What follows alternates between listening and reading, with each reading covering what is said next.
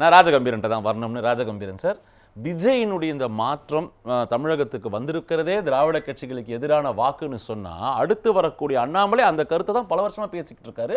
Raghava Lawrence ஒரு centric பாலிடிக்ஸா தான் பேசுறாரு, சேவை சார்ந்த மக்களுக்கான விஷயம். அப்போ ஸ்ரீராம் சொல்ற மாதிரி அவங்க கணக்கு, வருவாரோட புதுவேரோட கணக்கும் கூட, பாரியா இந்த ரூட் எடுத்தாரு Vijay win, I am following this route, இந்த அரசியல் கணக்கு இருக்கா? இது இந்த புதியவர்களின் வருகை, நான் வரேன்னு சொல்ற அந்த நியூ பிரீட் ஆஃப் பொலிட்டீஷியன்ஸ் திராவிடத்திற்கும் திராவிட கட்சிகளுக்கும் போதும் அப்படின்ற இடத்துல டேப்பை மூடுறாங்களா?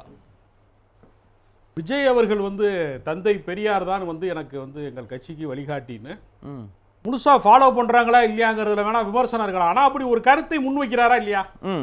பெரியார் திடலுக்கு ஏன் அவர் போக வேண்டும்? கமலாலயத்துக்கு போயிருக்கலாமே, நேரடியா போயிருக்கலாமே, நான் கழகத்தை வீழ்த்திட்டேன், உங்க கோரிக்கையெல்லாம் நான் தான் நிறைவேற்றிருக்கேன் அப்படின்னு அங்கே போயிருக்கலாம்ல. அமித்ஷா பார்த்து ஆசீர்வாதம் வாங்கியிருக்கலாம்ல. ஏன் திராவிடர் கழகத்தின் தலைவர் வீரமணியை போய் பாக்குறாரு? வீரமணியை தான் அவருக்கு பட்டாபிஷேகம் பண்ணி வச்சாரா? ஏன் போறாரு அங்க?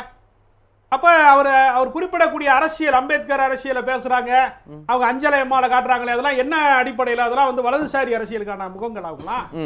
எப்படி அதெல்லாம் நீங்க இரு கழகங்கள் இல்லாத ஆட்சின்னு அண்ணாமலை சொன்னாரா? அறுவடை அவர் விஜய் பண்ணார். அது எப்படி? விதைக்கிறது ஒருத்தர், அறுவடை பண்றது எப்படி ஒருத்தர் இருக்க முடியும்?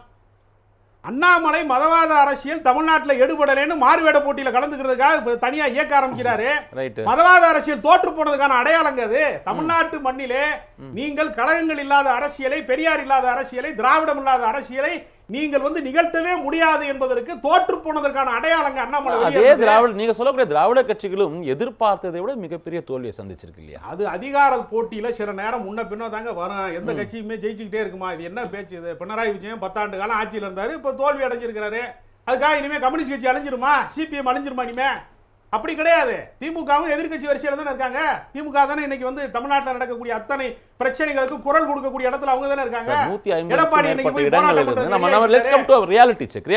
வந்துரும். இன்னைக்கு சேதாரம் என்பது ரெண்டு பக்கமும் இருக்கு, நான் இல்லைன்னு சொல்ல. ஆனா இந்த நேரத்துல தான் there is no number two. Ravindran sir சொல்லக்கூடிய விஷயத்துல நிறைய விஷயங்கள் சொல்ல, திமுக அதிமுக இருக்கக்கூடிய பிரச்சனைகள்னால ரெண்டாவது இடம் அட்லீஸ்ட் அண்ணாமலையோ ராகவாலோ இந்த கிரெடிபிலிட்டி ஃபேக்டர் உள்ள வருவதற்கான விஷயம் இதுதான் அவங்க கணக்கு அப்படின்றாரு.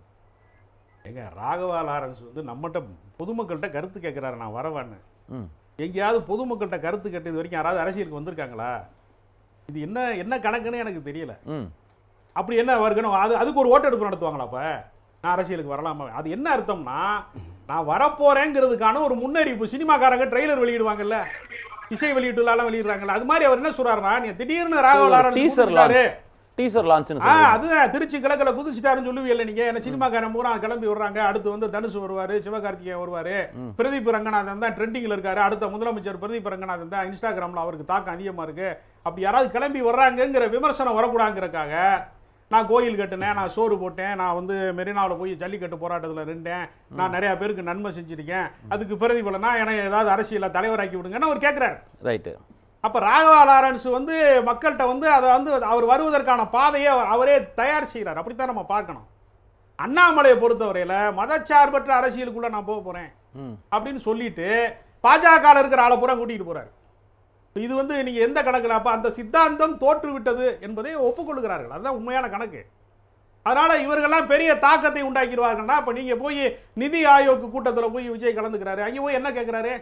எங்களுக்கு நீட்டு வேணாம் அப்படித்தானே கேட்கிறாரு. அப்ப திமுகவின் கோரிக்கைகளை தான் அவர் திரும்ப திரும்ப பேசுறாரு. மக்களின் கோரிக்கை சொல்றாரு. திமுக நீங்க போடுறீங்க, மக்கள் பிரச்சனை நான் பார்த்தேன், நான் கேட்கிறேன்னு சொல்றாரு. அதாங்க அது திமுகவின் குரல் தான். அது யாரும் இல்லைன்னு மறுக்க முடியாது. நீங்க நீதிபதி சந்துரு தலைமையில பள்ளி மாணவர்கள் சாதிமயமாக அந்த சாதி சங்கங்கள்ல போய் சேர்றாங்க, கயிறு கட்டிட்டு வர்றாங்க. தென் மாவட்டங்கள்ல சிக்கல் வருது, ஆணவ கொலைக்கு காரணமா இருக்கு, அடிதடிக்கு காரணமா இருக்குங்கிறது ஒரு ஆணையம் அமைச்சாங்கல்ல சந்துரு தலைமையில.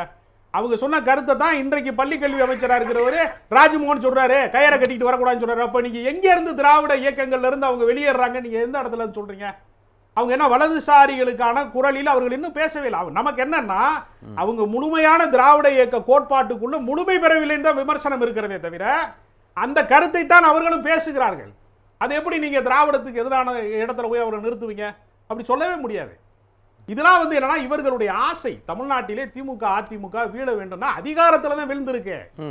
அடிப்படை கோட்பாடுகளோ கொள்கைகளோ அவங்க ஏற்கனவே அவங்க வகுத்து மக்கள் அவர்களை பார்க்கும் திட்டங்களோ விதம் மாறலங்க. இங்க என்ன கேள்வி வருதுன்னா, அண்ணாமலையோ திரு ராகவா லாரன்ஸோ கருத்து கேட்கிறாருன்னா கூட மக்கள் இவர்களை பார்க்கக்கூடிய விதம் இன்னைக்கு எஸ்பெஷலி ஆஃப்டர் 2015 மக்கள் இந்த கட்சிகளை பார்க்க ஒரு ஃபட்டீக் இருக்குன்றாரு. ஸ்ரீராம் சொல்றாரு, அழுத்து போயிருக்காங்க சார், 50 வருடம் சார், ஒரு அரசியல் சமன்பாடை மாத்திருக்காங்க சார், இதுதான் சார் வே ஃபார்வர்ட், இதுதான் future. அண்ணாமலை மீதான விமர்சனமே அவர் கமலாலயத்துக்குள்ளே இருந்து கொண்டு அங்க இருக்கக்கூடிய பிராமணர்களை எல்லாம் வந்து தலைமை பதவிக்குள்ள இரண்டாம் கட்ட தலைவர்களாக இருந்தவர்கள், முதன்மை தலைவராக இருந்தவங்களும் உள்ள இருந்து காலி பண்ணினாருன்னு ஒரு விமர்சனத்தை பல பேர் சொல்றாங்க. பாஜக காரங்களே சொல்றாங்க, எஸ் வி சேகர் போன்றவர்கள் பல பேர் சொல்றாங்க.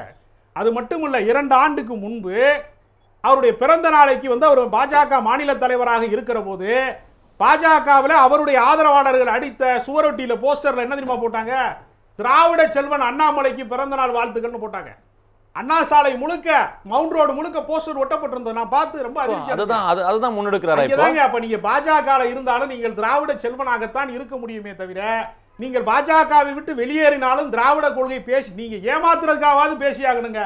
நீங்க உண்மையா இருக்கிறீங்களா இல்லையாங்கிறது அடுத்த சர்ச்சை. அது நீங்க திராவிட கொள்கையை பேசாமல், பேரறிஞர் அண்ணாவை பேசாமல், நீங்கள் வந்து பெரியாரை பேசாமல், அவர்கள் சொல்லி இருக்கிற சமூக நீதியை பேசாமல், இருமொழி கொள்கையை பேசாமல் உங்களால எந்த அரசியலும் செய்ய முடியாது. மாநில சுயாட்சி பேசாமல் எந்த மாநில கட்சியும் இங்க உயிர் வாழவே முடியாது. அண்ணாமலையா இருந்தாலும் சரி, எத்தனை வேஷம் போட்டு வந்தாலும் நீங்க மண்டை மேல இருக்கிற கொண்டையை மறக்கலாம், நீங்க மறக்கலாமே தவிர பாக்குறவங்க மறக்க மாட்டாங்க. உங்க கோட்பாடுகள் ஃபெயிலியர்ங்கறத ஒத்துக்குங்க முதல்ல. ரைட். ராஜகம்பீர் மட்டும் தான் வரணும். ராஜகம்பீர் இதுல இளைஞர்களுக்கானது தேர்தலை பார்க்கக்கூடிய விஷயம்லாம் மாறுது அப்படின்னு பார்க்கணும். திமுக தரப்பில் கூட ஜென்சி இளைஞர்கள் இன்ஸ்டாகிராம் நோக்கி பயணிக்கிறாங்க. அப்போ don't you think 2031 Annamalai versus Vijay மட்டும் தான் சொல்லணுமா, இல்ல உதயநிதி மிச்சவர்களும் இருக்காங்க? இதை நம்ம எப்படி புரிஞ்சுக்கணும்? அப்போ இங்கேயே வந்து பிரவீன் காந்தி சொன்ன மாதிரி அவ்வளோதாங்க, இனிமேல் இருந்த ப்ரொடாமினன்ட் 50 வருட ஃபோர்ஸஸ் முடிஞ்சு போச்சு, புதியவர்கள் வருகை மாற்றம் ஒன்றே மாறாதது அப்படின்னு தான் அவர் சொல்கிறார். நம்ம புரிஞ்சுக்கணும்.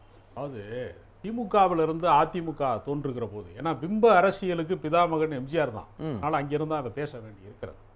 அப்போ நீங்கள் திமுகவிலிருந்து அதிமுக தோன்றுகிற போது தலைமையோடு தான் முரண்பாடு, தத்துவ முரண்பாடு கிடையாது. அதே கட்சியினுடைய கோட்பாடு, அதே கொள்கை, அதே இருமொழி கொள்கை, அதே சமூக நீதி கொள்கை, எல்லாத்துலயும் அதே தான். அது மாதிரி தான் இப்ப என்ன சொல்றாங்கன்னா, விஜய் வந்து தனிப்பட்ட முறையில் உதயநிதியவோ ஸ்டாலினையோ அப்படி விமர்சிப்பாரே தவிர, கோட்பாட்டு ரீதியாக அவர் எந்த பாதையில் பயணிக்க விரும்புகிறார் அப்படின்னு பார்த்தீங்கன்னா, அவர் திராவிட இயக்கத்தின் பாதையில் தான் பயணிக்க விரும்புகிறார். அப்ப தலைமை முரண்பாடு தானே தவிர தத்துவ முரண்பாடு கிடையாது. தனிநபர் முரண்பாடு தானே தவிர தத்துவ முரண்பாடு கிடையாது. அதனால இப்ப நீங்க அண்ணாமலை அரசியலுக்கு வந்தாலுமே தமிழ்நாட்டு அரசியல் என்று வருகிற போது அவர்கள் இந்த கோட்பாட்டு எல்லையை தாண்டி போக முடியாது. ஏற்கனவே ஒரு தண்டவாளம் இருக்கு, அதுல தான் நீங்க ரயில ஓட்ட முடியுமே தவிர தரையில ஓட்ட முடியாது. அதைத்தான் நான் திரும்ப திரும்ப சொல்றேன். ராகவா லாரன்ஸ் வந்து அவர் ரஜினிகாந்துக்காக ரொம்ப விரும்பி வந்து அவர் கட்சியில வந்துருவாரு, அவர் வந்து கட்சி ஆரம்பிச்சிருவாருன்னு அவர் எதிர்பார்த்தாரு. ஏறத்தாழ நம்ம நண்பர் இயக்குனர் பிரவீன் காந்தி மாதிரி அவரும் ஆதரிச்சாரு. இப்ப அவர் என்ன நினைக்கிறாரு, அது அவர் வரல, களத்துக்கு வரல, அந்த இடத்துக்கு விஜய் வந்திருக்கிறாரு. நம்ம சினிமா துறையை சார்ந்தவர், நம்மோடு நட்பு கொண்டவர், அதை ஏன் பயன்படுத்திக் கொள்ளக்கூடாது அப்படிங்கிறதுக்காக ராகவா லாரன்ஸ் சொல்றாரு. அவர் ஒரு தனிப்பெரும் தலைவரோ தத்துவத்தினுடைய கோட்பாட்டின் வழிகாட்டுதல் அப்படிலாம் எதுவுமே அவர் கிடையாது. அவருக்கு ஒரு ரஜினிகாந்த் இடத்துல ஒரு இன்னொரு மாற்றமாக இன்னொருத்தர் ஒரு தலைவர் கிடைச்சிருக்கிறாரு, ஒரு நடிகர் கிடைச்சிருக்கிறார், அவ்வளவுதானே தவிர இதுல பெரிய மாற்றத்துக்குலாம் எதுவுமே இல்லை. யாராக இருந்தாலும் சரி, அது ராகவா லாரன்ஸா இருக்கலாம், விஜயா இருக்கலாம், அண்ணாமலையா இருக்கலாம், யாராக இருக்கலாம், திமுகவோடு முரண்பட முடியும். ஆனால் திமுகவாகத்தான் நீங்கள் அரசியல் செய்ய முடியும். ரைட். வேற பாதையே உங்களுக்கு கிடையாது. நீங்க சும்மா மாத்தி மாத்தி பேசலாம், அதிலே நீங்கள் ஆழமாக இல்லை என்கிற விமர்சனத்தை தான் வைக்க முடியுமே தவிர, அதுல நீங்க ஆழமா உழுகல அகலமா உழுகிறீங்கன்னா சொல்லலாம். திராவிட இயக்கம் என்கிற ஸ்டிக்கரை ஒட்டாம நீங்க எதையுமே செய்ய முடியாது. அந்த கோட்பாடு இல்லாம நீங்க ஒண்ணுமே